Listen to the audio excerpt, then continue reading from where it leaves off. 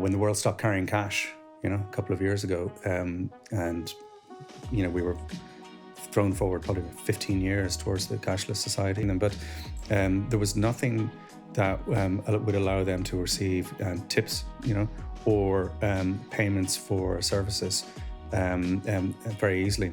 So that's where I felt, okay, it's actually a problem. And 3 months later, we had a prototype which found product market fit on day one. Welcome back to this episode of the LiT podcast. This episode, we speak to Oli Cavanagh, co-founder and CEO of StrikePay. We speak about the world of cashless payments, finding product market fit, and scaling a business. We hope you enjoy. The first product we came out with, which is still, I think, the world's smallest payment terminal. So to get our first, 1,000 businesses on board took us kind of over a year. We're now looking to get to 200,000, and we think we'll get there in less than a year. People can pay someone else and they don't have to download an app or open an account or do anything, but they literally, with the one thing that everyone's carrying, their phone, they can pay anyone instantly in person, and that's what we came up with. Oli Cavanagh, welcome to the podcast. Thanks, Martin. How are you? Thanks for having me. I'm good. Serial entrepreneur. You've co-founded 6 different businesses. When did you decide that you were going to be an entrepreneur? Well, I think the tipping point, I always kind of thought that I would be, but I took my time at it, actually. I was in my kind of late 20s before kind of the penny dropped, and I was with a startup in London, which started doing quite well, and I was their top sales guy in Europe, and so I was kind of instrumental in them doing well. And then I was acquired by a tech company in California, and I got nothing out of it, right? So I kind of felt, I was quite involved in this and contributed towards the success. I think I'd like to actually, have some skin in the game. So from that point forward, then, every decision I made, involved some skin in the game. That leads to a good point. How important is skin in the game when it comes to your mentality and around building a company? It does depend on the person. Now, me personally, it's essential. And for a lot of people, it's a great incentive, but it really does depend on the personality. But I believe now that, involving everyone in, company ESOPs is really important. And that way, there is an incentive, there is skin in the game, even if money isn't their main motivating factor. Maybe it's a sense of actually being valued and, being thanked and being kind of part of the family is there. So it's important, I think, for everyone. Have you always been a sales guy at heart, do you believe, or very on the commercial side? Yeah, well, I did study computer science at university, and but I haven't written a single line of code since I graduated. I think before I'd even graduated, I decided I preferred interfacing with people than with machines. So I went to the first role I was in was a sales and marketing role, and every role pretty much since, even kind of when I'm my current role, is essentially sales and marketing as well, and with the kind of the HR and other angles that come in with kind of being in the C-suite, but ultimately always looking at opportunities and how can that be how can that be capitalized or built into something and sold to people? Will people buy this? I'm always thinking that. Yeah. When it comes to a good CEO, I guess you're always selling. It's always part of it. But when it comes to finding a good business partner or another co-founder, what do you look for when it comes to finding that person? Well, balance. Yeah. So it's nice for everyone to have a kind of a sales mentality. It's good for an organization. But really the other side is the technical, like real technical know-how, industry specific kind of knowledge and know-how. And like at the moment we're in a financially regulated environment. So it's important for me to have someone who really understood the fintech world and the regulated environment, as well as being able to build the products and lead a team who could build it. So I look for balance. Some people who probably overlap with me, but certainly make up for the areas that I know that I maybe not be the strongest. When it comes to your recent company, StrikePay, could you tell the listeners a bit more about StrikePay and what they do? Yeah, so it's a payments technology. It's a very innovative payments technology. There's lots of people in the payment space, but we're doing something different. And it came about because when the world stopped carrying cash, a couple of years ago, and we were thrown forward probably about 15 years towards the cashless society. Instead of being a gradual thing, it was overnight.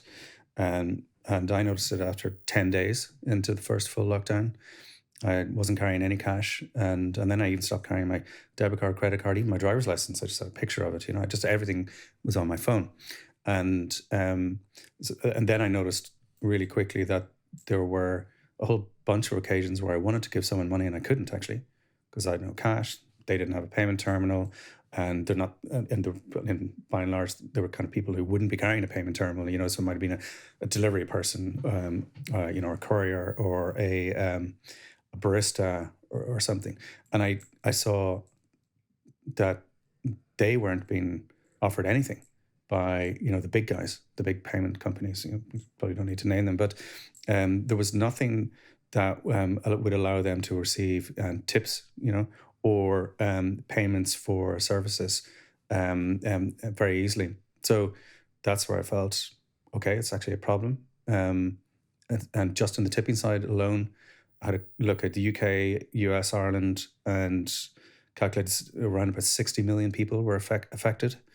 And I knew those 60 million people weren't going to go out and buy a traditional payment terminal, right? But I thought there could be something that they would take, and maybe even low cost enough that we could give for free.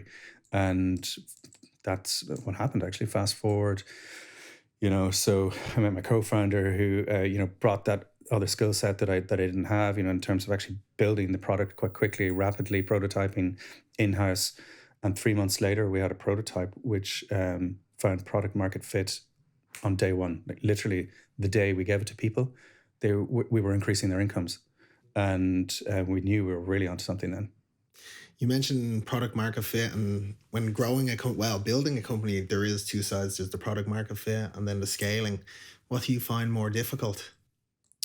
Well, in that case, product market fit, the way I described it, it sounded like I was to a walk in the park. It wasn't. We did find product market fit in one particular vertical. We then experimented with tons of other different form factors or different kinds of products, and some failed and some succeeded, and a lot didn't work at all.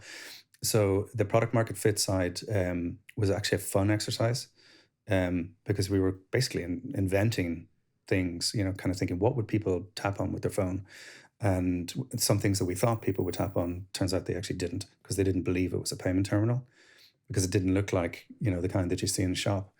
And so we had to experiment a lot. We also had to do a lot of education. Actually, so this is the first product we came out with, which is still, I think, the world's smallest payment terminal, and never requires power, doesn't require Wi-Fi. Literally, you tap it with your phone and it asks how much do you want to pay that person, or tip, or whatever, or if it's a charity, how much do you want to donate.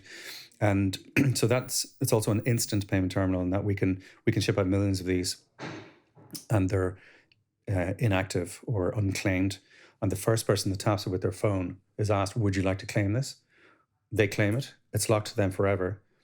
30 seconds later, presented to someone else. And when you tap it, it says, how much do you want to pay Oli? Right? So I created an instant payment terminal, and we think we're the first people to do that. And we filed a global patent protection on it actually as well. But then but people didn't really believe that was a payment terminal, right? So we started doing other things. So then we kind of came up with cards that look like that, and it kind of has all your, MasterCard, Apple Pay, Google Pay kind of type logos that people were familiar with. We also did a lot of QR code payments. So I think we're probably the leading QR payments company in Ireland, and probably will be in the UK soon as well. But this is, 18 months ago, and people had never paid with a QR code before. So we had a kind of a hill to climb in terms of educating, and we've done an amazing job with that. Now I think people now, I'm sure you've seen them around, because we're in thousands of locations. People now realize, I can actually pay for this using a QR code. So we've we've had a few hills to climb there in terms of the education and the product market fit. The other side of your question was scaling, was it? Yeah. Yeah, scaling is something that we really are working hard on now. It was first to get our first, 1,000 businesses on board took us kind of over a year, and we're now looking to get to 200,000, and we think we'll get there in less than a year. So so that's proper scaling, and in order to do that, we had to move out of Ireland. So we acquired a competitor in the UK. The UK market is much bigger, probably 20 times bigger for this kind of product. And then the ultimate is, of course, USA. So we're able to operate in those three currencies at the moment: sterling, euro, and dollars. We have users in the US, but we've never actually marketed. It's organically it's grown, and some of our clients here are dragging us into other markets. In the UK, we're rolling out in 300 locations per day, actually, at the moment, with a partner, which doesn't involve any effort from us at all, actually. No, we have no salespeople involved. We have no support team involved. Like, literally, we give the partner the product, and they're rolling out in all these locations to help them sell their service. So the right partnerships and scaling for us is to get to the kind of metrics that we want to keep the growth that we have. We really need to work with partners, and that's the focus now. Such a great idea, and obviously a no-brainer for a barista or a courier, because such an easy way to get tipped, but also brilliant for the companies in terms of employee retention. It's turned out to be phenomenally useful and attractive to the business owners, which wasn't remotely our plan. That's not what we went after. Now, of course, it's a great selling point. And a lot of chains are implementing us because they realize it's a staff retention tool. And, we're increasing incomes, more than doubling overnight at almost no cost to the business. And, in some cases, famously, one of our first clients who had a chain of restaurants, and was a couple of hundred delivery drivers, he was having to put his hand in his pocket and increase their wages because they were so unhappy because their tips had gone to zero. And that used to be a big part of their income. We rolled this out overnight, brought back tips and some more. And the business owner was delighted because he didn't have to put his hand in his pocket, but also, happier employees, happier staff. And also we removed any kind of cash management overhead. A lot of businesses, especially in kind of hair and beauty industry, there's a real cash management issue there with when people tip through the card machines, then the salon owners they have to go to the bank to get cash to give out the tips to whether the stylist, the therapist, the barbers, whatever, because there's no cash in the till anymore. And so that was a huge problem we fixed accidentally as well. So all the tips are going straight to the individuals, and they control the withdrawal of the cash and the movement of it themselves. They don't even need the managers in these businesses to be involved. So there's zero overhead. It's amazing, and you must be able to get direct feedback. Like, let's say you're ordering a takeaway on a Friday, or you're on Just Eat, and someone comes to the door, and there they are with the smallest payment terminal in the world, and it's StrikePay. You can ask them directly, how it's working for them. Yeah, and actually, it was nice personally to see that, because one of the one of the examples that I had during that early lockdown period where I couldn't tip someone was the Just Eat delivery driver on a Friday night. We'd always get something from Just Eat, and I would ask them, is anyone tipping? And they were all saying no, like zero. And it wasn't just that people didn't have cash, but they were also conscious of distancing, and so we came up with, we actually did massive oversized QR codes. We actually did massive ones, right? You could actually even have it on a t-shirt, so that people could scan it from 2 meters away and tip the driver. And they were carrying actually the lanyards around their necks, kind of big things as well. And then, so fast forward from having the idea, a number of months later, and we order our, Dieppe on a Friday night, and the guy arrives at the door and he's actually carrying StrikePay around his neck. And so I scanned it and tipped him, and he didn't know I had any involvement. And I just said, how that's amazing tech you have. And he said, yeah, God, it's amazing. It's changed our lives. We're making so much more money now. And he was super happy with it. And I didn't tell him I had any involvement with it. So it was a proper kind of independent research, I suppose. And then we engaged actually a proper professional research company who spent a month-long project interviewing over 100 users, interactions, both sides. So they interviewed the people giving the tips and the people receiving the tips, and did videos of them, and did a lot of research around the product, and what they liked about it, what they didn't. And that was really valuable as well. And I mean, the reason we had to do that is because we were kind of inventing it. It hadn't been done before, and it worked, but we knew it wasn't perfect. So that company, Zero G, actually a Dublin company, they did the research for us, and it was super valuable actually for us. And back to the product market fit question, so we evolved from then, from what we learned. It's such a brilliant idea, and it reminds me of a quote that talent hits a target that no one else can, but genius hits a target that no one else can see. What do you need to spot an opportunity? Can anyone do it, or I guess in your case it was COVID? Well, for me initially it wasn't opportunity, it was a problem. And now pretty quickly, obviously being a sales guy, I then thought, where's the opportunity? But no, the problem was, I wanted to actually, we got at the end of the first lockdown, then we went down to Dunraven Arms actually to get away a break. They were allowed to open for a few weeks or something, the hotels, and there's no elevator in the hotel. We were on the second floor, and this kind of young concierge guy carried, the four of us carried our bags up, and I couldn't tip the guy, and I really felt terrible actually. And I wasn't looking for the opportunity there. I was just thinking, God, I actually feel terrible. My wife did not have any money, and kids certainly didn't. And I asked him, if there was like a little lapel pin or something that people could tap, would you wear it? And he said, yeah, God, of course I would. Yeah. Now, we never did that for different reasons, because that was part of our research, that it wasn't a good idea for people to be tapping people on the chest, and but wristbands and all sorts of other things we tried. But the problem was I was embarrassed, and then quickly realized actually there's a whole opportunity here. We also got some tiling done in our conservatory then, and the guy wanted cash, and I didn't want to go to the ATM, and it was a 2-day job, and it was kind of a pain. I was trying to avoid cash. So I actually convinced him, actually it was a 3-day job, because on the first day I said, look, can I not Revolut you the money? And he said, I don't have Revolut. And I said, look, I'll send you an invite. Maybe I'll actually get a finder's fee from Revolut. And you sign up. The next day he came back and said, oh, I think I got it working now. And then I tried to give him money, but it was limited. But by day 3, I was able to actually pay him. And I thought, gosh, that was a clunky process, because if everyone in the world had Revolut, it'd be great. But, not everyone does. And most interactions, only one party would have Revolut. So we wanted a solution where people can pay someone else, and they don't have to download an app or open an account or do anything. But they literally, with the one thing that everyone's carrying, their phone, they can pay anyone instantly in person. And that's what we came up with. It's amazing that the market entry was tipping, but now there's so many other avenues that you can explore. When it comes to running a software business, is there an element of winging it, do you think?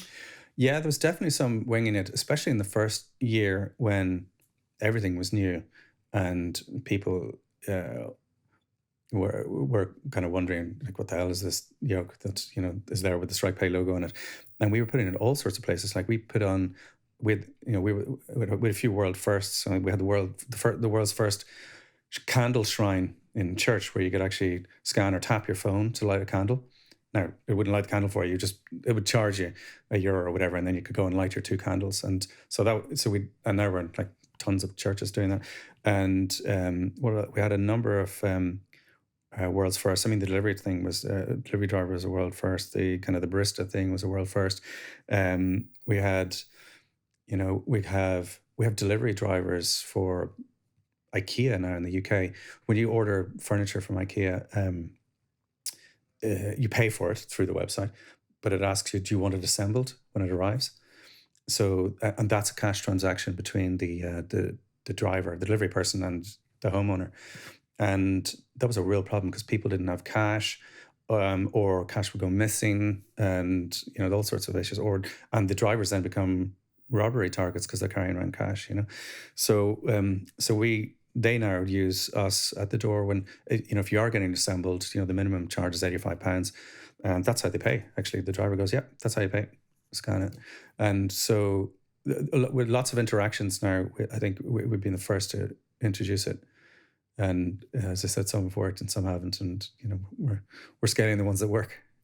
Selling into big businesses and partnerships and actually dealing with investors, and standing in front of not a crowd but all these employees that you have hired yourself. Do you ever suffer from imposter syndrome? Do you ever think, geez, I'm in over my head here? Yeah, for sure. Yeah, and still do. Especially since like fundamentally, kind of the business side, there's some things that are consistent in different verticals. But when you're introducing a new product, and a physical product, actually, I've never done before. It's always been software. Never had to sell anything physical. So that was kind of new and needed help in the kind of operation side for that. And, how do we, and dealing with suppliers, manufacturers. So totally out of my comfort zone doing that. That's only a year ago. On the leadership side as well, dealing with trying to build a culture, that's not easy. And, so there've been times when I've reached out for kind of help in that, because I feel that's not, that's something that you really should get right and need help with as well. So yeah, there's been loads of occasions, and still are, where I feel I'm new to this, and some of the conversations with with investors and new kind of investment instruments. Like we think we might have been the first people in Ireland to fully execute a safe note investment, which is the Y Combinator model. We had to learn what that is and really understand it, because it was new. We had to teach our law firm or educate them, and then our investors then had to educate themselves and their law firms. So it was something new for everyone. But the safe note, you're familiar with it, is a simple agreement for future equity. Yeah, I think it was more, popular in Silicon Valley, but in terms of Ireland, as you say, use it. We don't know anyone that had done it in Ireland prior to that. So we thought it would suit us very well, because we wanted to run quickly, really quickly, and not wait 6 or 9 months, for €1 million to come in. We thought, well, if we can just because we had investors interested, if we can get 50 grand here, 100 grand there, we can actually use it, hire, grow, do all the things that we wanted to do during that period. And the safe note allowed us to do that. You can roll close, so you're continuing to run, and we're converting those now to equity. So those investors are happy. And what you do is you actually don't even have to set a valuation. You just set a cap. So okay, we won't, no matter what we raise at the next round, yours will convert at a max of this amount. And so it's palatable, to investors who aren't actually getting shares. But if they believe in you and they, that it makes sense to use this kind of model or instrument. So you're definitely a big fan of the safe note. You see more Irish startups, high potential startups. Yeah, I've seen a good few people use it now since. Yeah, and depending on where you're at in your funding and how quickly you can grow and how quickly you can get to the next round of raising or some kind of event, it can work out particularly well, or maybe not so well. I mean, it's not an exact science. Some founders probably haven't done that well out of them. Some have done extremely well, and same with investors. So given the recent market conditions, what do you think is the one most important thing a high potential startup needs to kind of display or show when it comes to raising funds and getting interest from investors? Traction and and growth. Month on month, linear growth, for sure. That's and in all our kind of investment pitches, what we do is actually, and maybe other companies do this, I don't know, but they were really pleased when I would always drop into Mixpanel. Mixpanel is our live reporting tool, and it's real data, it's live data, and I would drop in and go, look, here's the linear chart, and you can click on it, drill down, you can actually see who all the businesses are, and I would actually show them, the activity, like real-time activity from all the businesses using us and the growth in it over time. And then we'd have a follow-up in a month's time, when they're still trying to make the decision, and they would see the change. Like, okay, so you really are growing, you really have traction, and it's not, a static slide that, maybe only tells half the picture. So Is it tough getting the balance between raising funds and getting attraction from VC firms, but obviously at the same time not diluting too much and not giving, too much of the company away? yes, absolutely. And so we made a decision on the first round, the pre-seed round, to value the company quite low. And actually, one of the reasons to do that is because in the last company I started, we went for a kind of probably a punchy valuation, and it took a long time to raise the money. And so I felt, okay, let's go for a low valuation, make it very easy for people to invest, and maybe we can make up for it later on because if we get the traction that we think we'll get, we'll just price the next round or future rounds differently so that we're not too diluted. And that worked. Actually, we raised money really quickly. In fact, we were 100% oversubscribed for the first pre-seed round, so we turned some people away. So maybe we priced it too low, but it worked because we had the money that we needed quickly to grow, and then it led on to the next round, and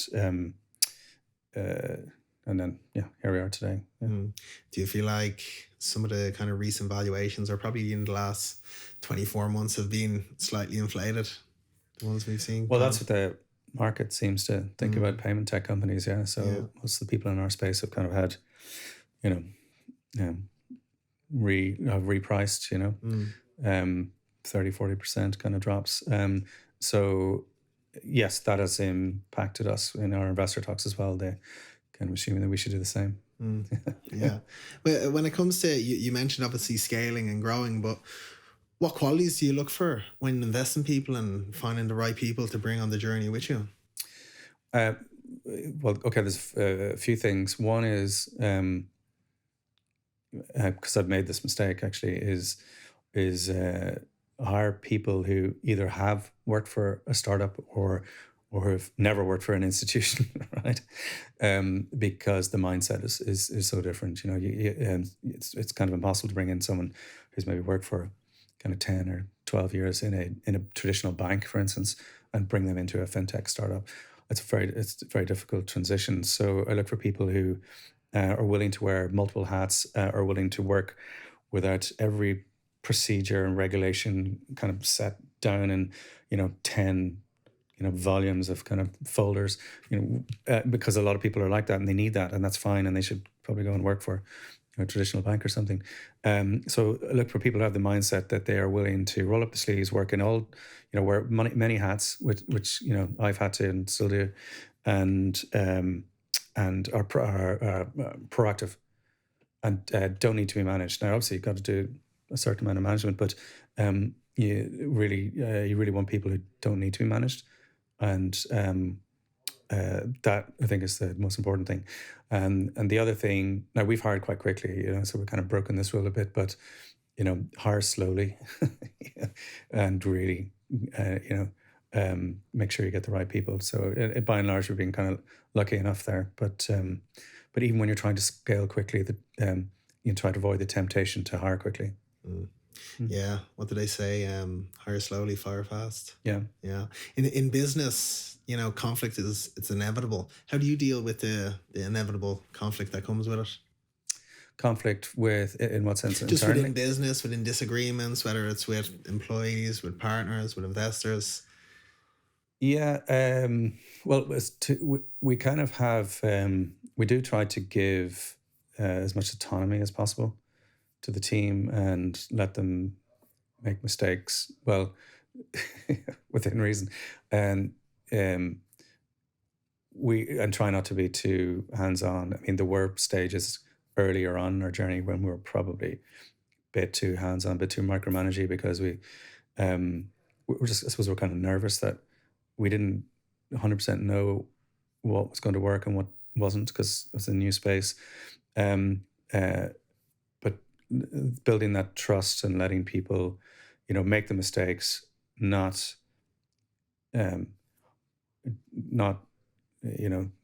going through them or kind of embarrassing them or in any way, but learning from it and kind of assuming that actually probably would have made the same mistake myself.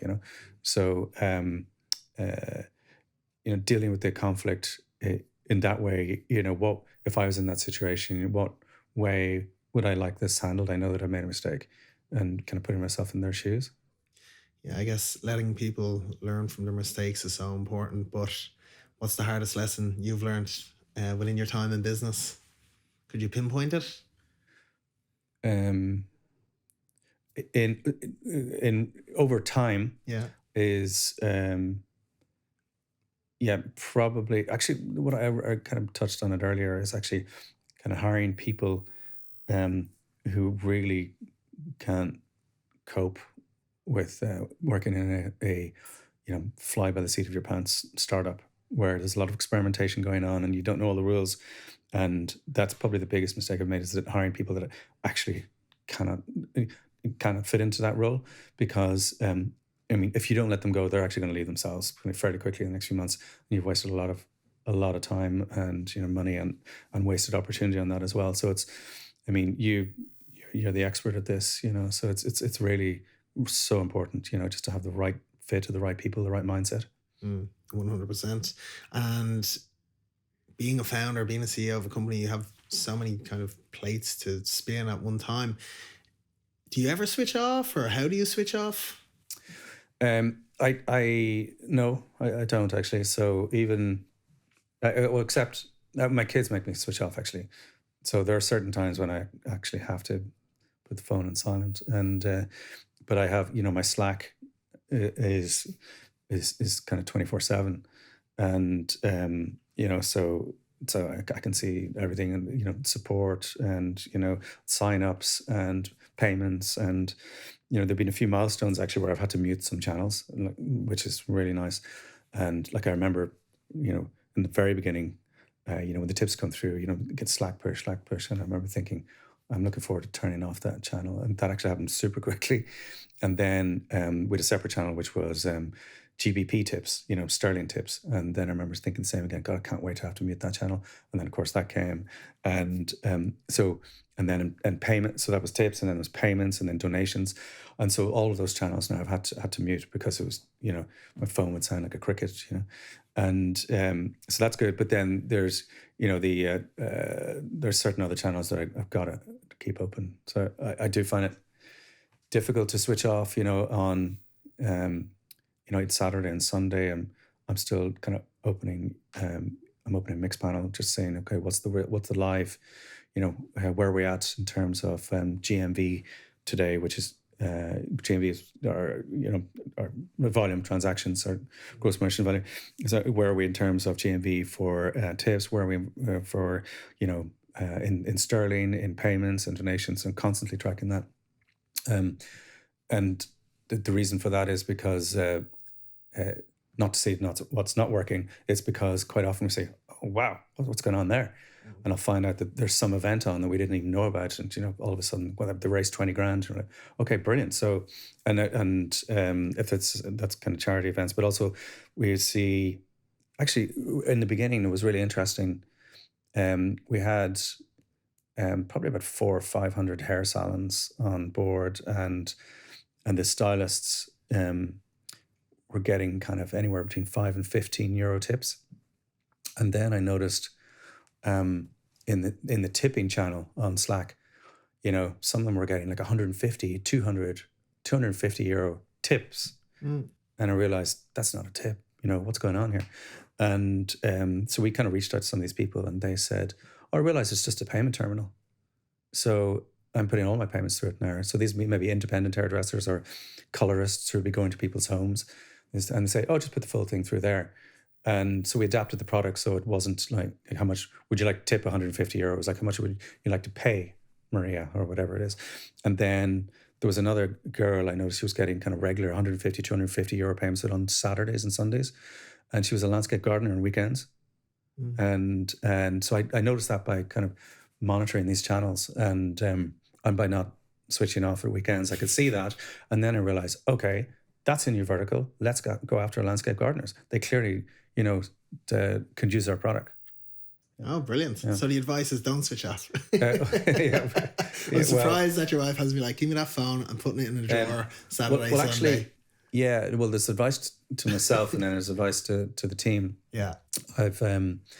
We've been really clear about times of day and day of the week, and when we communicate. And like certainly after 6 p.m. we wouldn't use WhatsApp or phone calls or anything. Emails are okay because the policy is you don't have to reply to anything out of hours. Slack messages, we really encourage people to set the notifications timing, so that if you clock off at whatever 6 in your time zone, then mute all notifications, because we're not expecting to reply. But if there's something that we do want to Slack and you're in a group, we'd like to put it in there, but we don't want you to see it till Monday morning or whenever you want to see it. So as long as you have those policies in place, and we wrote those, that's one of the things we actually did officially write down, was policies and procedures. As long as that's very clear, and then you're not kind of abusing, making people feel that they have to respond to you out of hours, and I think you're okay. But you really got to be careful about that now. 10, 15 years ago, companies wouldn't have cared about that. You got to be super careful with that stuff now. Yeah, it's definitely so important at the forefront, isn't it? Just kind of having that allocation of time where, the split between work and obviously home life. So yeah, no, that's good. What would you say in terms of business has been the best piece of advice someone has given you, and how have you taken it on board? Have you had any mentors in the past? Yeah, I've had a couple of brilliant mentors. In Ireland, one of my former bosses actually has really helped. And I quite often say to myself, what would he do in situations still today? It's like 10 or 12 years since I worked for him, but I would still today go, okay, what would he do? And generally it's around interpersonal interaction, and how you kind of deal with people, and how you handle conflict and crucial conversations, if I can use a term from a book that everyone should read. That would that a lot. I would think about a lot. What would he do? Okay, and is he someone you still stay in contact with, or is he? Yeah. Okay, yeah. Very good, very good. And then in London, I had another boss that I worked with there at a startup. Actually, at the startup, where I was instrumental in their success, but made nothing out of it. He was a fantastic mentor as well, and he showed me how you can be phenomenal in the workplace, really, really strong, super professional, be very successful, and then also have a really good balance and kind of weekend life. And I know I said I don't switch off, but I do kind of do a lot of stuff at weekends. And he would wear, this is 20 years ago, and he'd be wearing like a £10,000 Savile Row suit, during the week in the city in London in these meetings. And on weekends he was a Harley. He was in the Harley owners group. He had all the leathers, the bandana, all that kind of stuff, and he's just such a contrast of kind of person. And he's brilliant person who kind of loving life and living life. So I learned a lot from him.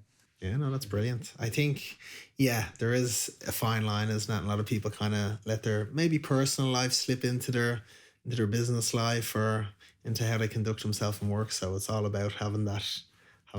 Yeah, I used to do that, and I don't anymore. Unfortunately, as much as you like the people who around you in the team, and I really do actually, we've been quite lucky, or maybe it's not luck, it's kind of by choice. We've actually hired people we like, and as much as I like them, I do keep a divide there, a Chinese wall.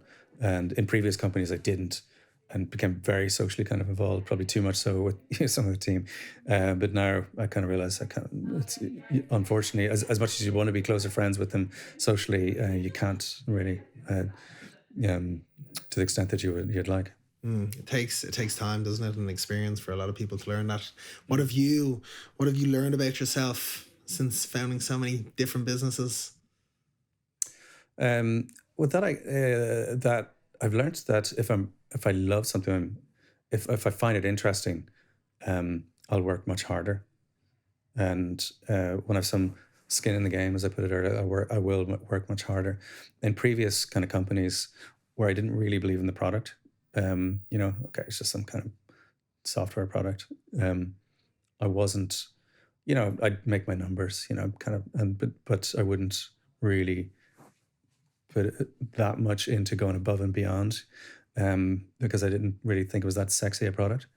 Whereas with something that I actually like, and I really like what we're doing at StrikePay is phenomenal. It's like we know that we're impacting people's lives instantly, and we're making people's lives easier because they don't have to go down to an ATM, or they don't have, so both sides of the equation we're making. I really love that. I think it's fantastic, and kind of willed it into existence because I had that problem. It's fixed. I love it.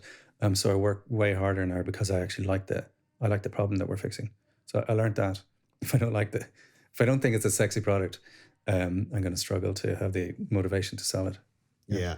Money's not enough. I like, earning commission, or I used to when I used to earn commission. But what I like more is actually something that's actually kind of interesting, and you're actually having a meaningful impact on some business or some individual, and being rewarded for it as well in cash. Yeah, that's it. Sorry, meaningful not work. cash, but- No, yeah, meaningful work. It's so important. Do you have a certain person or people that you can bounce ideas off, kind of serve as a sounding board? You mean in kind of internally in terms of crazy ideas? Yeah. Yeah, like everyone.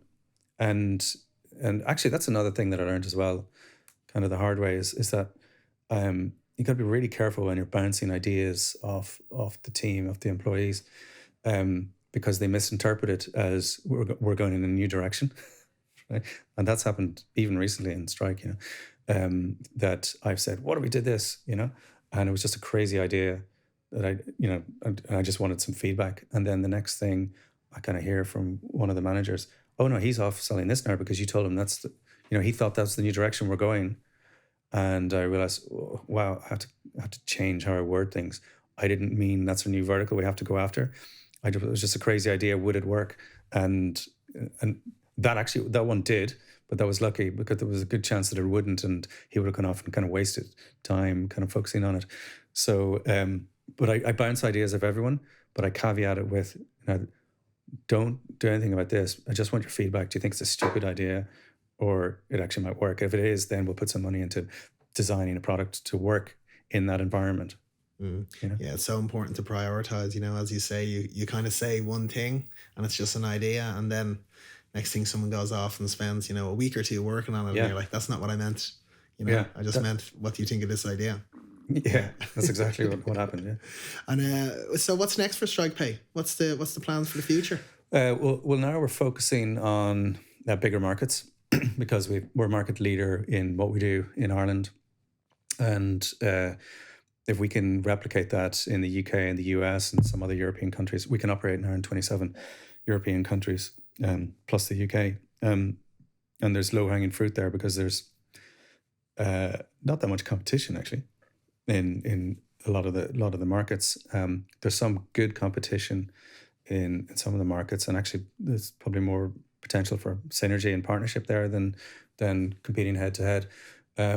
So it's scaling. What's next is scaling up now, trying to keep this rate of growth, which is for every fast growing startup who's seen phenomenal growth in the early days like us.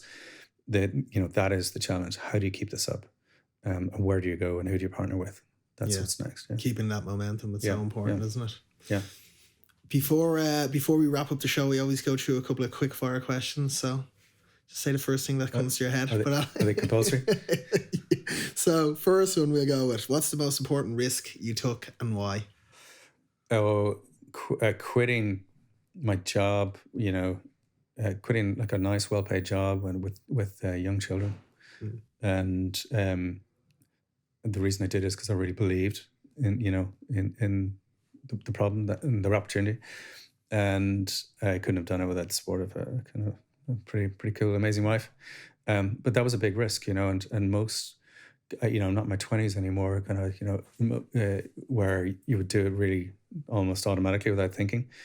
But when your costs and your mortgages and everything are there, it's a big risk. And I'm glad I did it, because there have been, like, though I was involved in a couple of startups that I co-founded before, and I never took the plunge. I didn't quit my job. And I do look back and think they would have done much better. There's one in particular that I think could have been a phenomenal, probably a unicorn. If I'd taken the plunge, quit the job, gone full on at it, but I never really fully committed, and nor did my co-founder. And as a result, it didn't get the love it deserved, and it was too slow. And then other people overtook, but we were way ahead of the competitors. Okay, when so we launched. that's a bit of a regret, is it? Yeah, no, that's a real regret. And that was actually, I'll tell you who it was. It was a company called Pliba, PLIBA.com, which stood for Please Let It Be Available. And it was basically the first mobile booking service for everything. Before people booked restaurants on their phone through OpenTable, but before people booked taxis on their phone with, Bolt or Free Now or Uber, before people booked, treatments on their phone, like with Treatwell, or before people booked hostels on their phone with Hostelworld. We were before all of them. Like literally, we're the world's first mobile booking service. And because we believed that, this is pre-iPhone, but we did believe actually phones are going to get better. People will book things on their phone rather than going to a desktop or making a phone call. And we were right. And we had to convince some people. We even had to convince Ray Nolan from Hostelworld that people would book a hostel on their phone. And he said, I don't think so. And he said, but I'll tell you what, I'll give you an XML feed if you want, and go crazy. And so we put it into Pliba, and we did their first mobile hostel booking ever. And fast forward, it's probably 100% of the bookings now are done. Obviously he's since sold that company, but we even had to convince, serial, super successful entrepreneurs that, people are going to shift to the phone. And I wish we'd committed, because we didn't commit, and it kind of dragged on, and then we kind of ran out of money. And then the iPhone came along. Too late. We'd run out of money. We'd run out of steam. And the App Store then the iPhone fixed all our problems. You could build a native app. People knew how to use the internet on their phone. Half the people didn't even know how to get to the internet on their phone before the iPhone. Or if they did, they only knew how to get to Vodafone Live, right? They didn't know how to get outside to an actual website. And they're also concerned about the costs, and often the speed was slow. But everything, was fixed then after we decided to call it a day. Just timing, isn't it? Yeah. Oh no. Yeah. So we were too early, but we didn't commit out fully. We would have realized actually the iPhone fixes all our problems. Let's raise money and specifically focus on that. And we would have created, one of those kind of names that I just mentioned. Yeah, great name as well, Pliba. Probably the next two questions now might be answered there. The next one was something you wish you did earlier in your career. I don't know if you answered that with the last question, did you? Maybe a little bit. I think so. I said that I was probably, I think it was 28, 29 before the penny dropped, that I was just making other people wealthy, with no skin in the game. So maybe, and then I tend to learn through mistakes as well, right? So the mistakes then I made over the years after that, then in terms of kind of learning about business and the people and P&L and everything. It would have been nice, I suppose, if I'd learned that straight out of college, or maybe even during college. And I'm really, really impressed with guys who are doing this during college, and they're actually already making all those mistakes, because you are going to make them really early. And, they have like kind of a 10-year head start on someone like me. So I suppose I wish I'd tried to start a business from scratch, maybe in my college days, and when it's probably easier to make mistakes as well, Yeah, that's actually the next one in terms of your biggest failure and what keeps you up at night. Oh, I suppose that's Pliba, yeah. I mean, it doesn't keep me up at night, because I learned from it. I learned a whole bunch of things, and including another one, which is do one thing and do it well. And we had 52,000 services on our WAP portal on Pliba. So you could book anything from a massage to a taxi to a haircut to, but we were trying to do too many things. If we'd focus on just one of those, which is say booking a taxi, we would have had iCabby or Uber or whatever before them. Or if we'd just focused on, restaurant bookings, we would have had OpenTable before OpenTable, So that has actually stood me in good stead. All the mistakes that we made, myself and Frank Friel actually is a co-founder in the company. The mistakes we made there have served me quite well, actually. Just to learn to, as you say, kind of double down, focus on one thing and do it really well. Yeah. Who is your biggest inspiration, and has it changed over time? As an individual entrepreneur? Yeah. Anyone. Could be a family member, teacher, anyone. Yeah. Well, look, my parents are awesome, actually. They've been fantastic. They haven't had any kind of business inspiration, but certainly, how to be a nice person. They've particularly inspired me. Kind of on the business side. In terms of leaders, I follow some really obvious people. I'm not going to say some remarkable name, but the people like Richard Branson. I follow him on LinkedIn and the way he interacts with his team and people, and the way he's got that balance he's got is kind of phenomenal.